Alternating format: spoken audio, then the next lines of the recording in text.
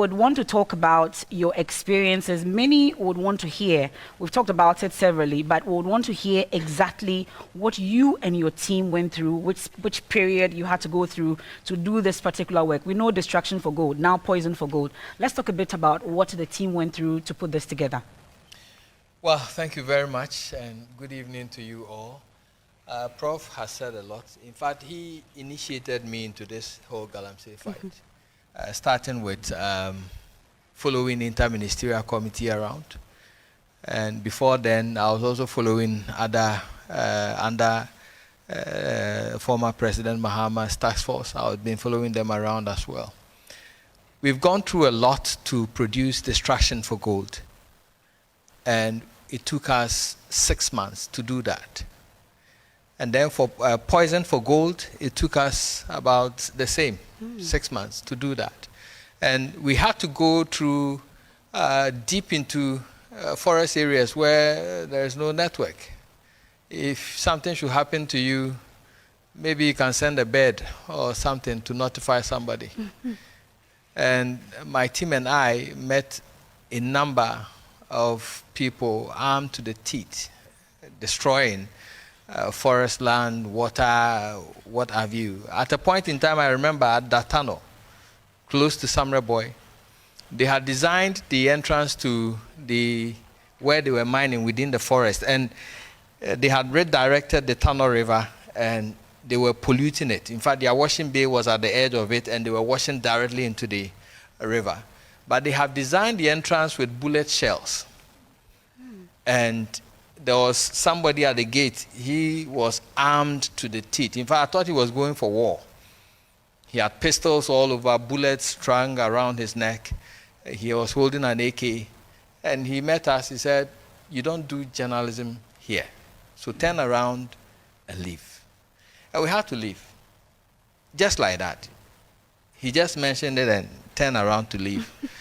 So we also went to a higher ground, flew the drone, captured what we had to capture. At a point, they were shooting at the drone. We had to call it back and move. We faced some of these things many times, but we felt it as a duty to bring to the attention of Ghanaians, to duty bearers, what is happening in the hinterlands.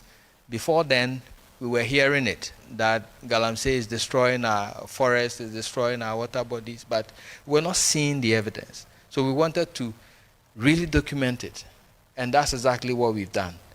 But I must say that as we speak, currently, as we sit here, you go to Kokosia Forest Reserve. It's close to Sefi, Debiso. The forest is under siege as we speak. In fact, I had live pictures from there yesterday. Even the forestry officials cannot fight them. They are fully armed.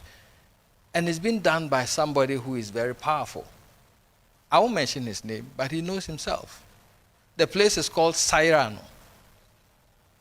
There's another place within the forest reserve. They are mining as we speak. It's a forest reserve. They call the place in Mrewa, close to Sefi Bekwai. When you go to Watreso in Amansie, the Pamprama Forest Reserve, that side of it is still being pillaged as we speak. So sometimes when I hear the narrative that we have cordoned off all forest reserves and we are protecting it, it's a joke. It's a serious joke. I don't know why we do that to ourselves. At least, let's speak the truth. The beginning of wisdom is to start calling things by their real names. We are destroying our forest. You go to Atiwa, at Sejimase, you go deep into that biodiversity area, illegal miners have taken over. They have started destroying it. I'm saying it because we've been there.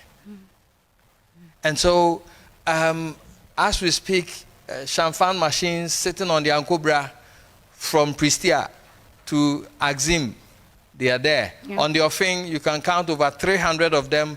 Even yesterday in Dunkwao, about 15 of them at the railway line area are sitting on the river and they are mining. Okay. And so I think that we should begin to take this more seriously as we judge today, find solutions and how we can end this, is our existence.